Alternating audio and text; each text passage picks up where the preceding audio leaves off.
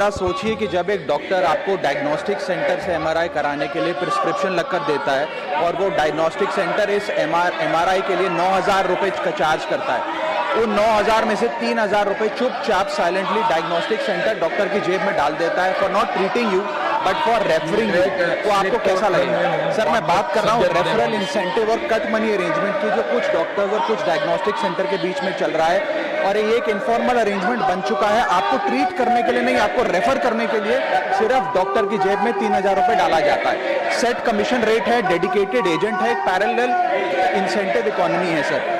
और sir technique sophisticated भाषा में इसे डॉक्टर का रेफरल कमीशन और डायग्नोस्टिक सेंटर के खातों में इसे मार्केटिंग एक्सपेंस के तौर पे लिखा जाता है। ये कमीशन यूजुअली एक percentage of the procedure cost पे चार्ज करी जाती है, और कहीं कहीं तो डायग्नोस्टिक सेंटर डॉक्टर को फॉरेन ट्रिप्स पर भी भेजता है। सर 2002 में एमसीआई के कोड ऑफ एथिक्स रेगुलेशन 6.4 ने इस प्रैक्टिस को बैन करते हुए कहा कि ये फीस स्प्लिटिंग है, इसे हम बैन करते हैं। 2023 में नेशनल मेडिकल कमीशन ने रजिस्टर्ड मेडिकल प्रैक्टिशनर रेगुलेशन 2023 ने इसे स्पेसिफिकली बैन किया रेफरल कमीशन कहते हुए, और 1 से 3 महीने की सस्पेंशन तक लगा दी, और ग्रॉस वायलेशन में इस पे चीटिंग, कंस्पिरेसी और कंज्यूमर प्रोटेक्शन की धाराएं भी लग सकती हैं।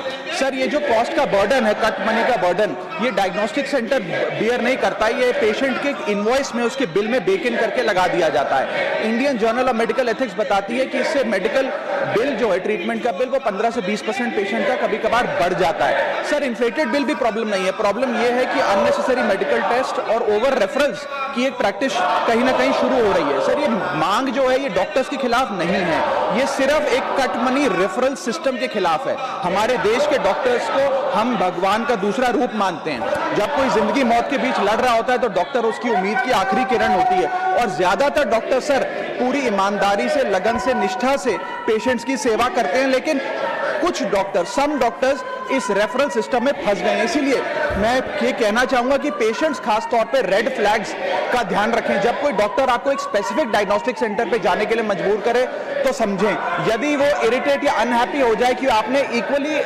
अक्रेडिटेड किसी और फैसिलिटी, डायग्नोस्टिक सेंटर या पैथोलॉब से जांच करा ली और नाराज हो जाए, तो आप उसको एक रेड फ्लैग की तरह ट्रीट करें। या यदि मार्केटिंग एग्जीक्यूटिव या आपको प्रमोशनल मटेरियल डायग्नोस्टिक सेंटर का अगर डॉक्टर के क्लिनिक में नजर आता है तो इसका भी खासी ध्यान रखें। सर ये एक बहुत महत्वपूर्ण टॉपिक है, और खास तौर पे ये टियर 2, टियर 3 शहरों में देखा जाता है कि ये रेफरल कमीशन जो है डॉक्टर्स और डायग्नोस्टिक सेंटर के बीच में, ये एक इनफॉर्मल इकोनॉमी बनता जा रहा है, इसे रोकना चाहिए सर।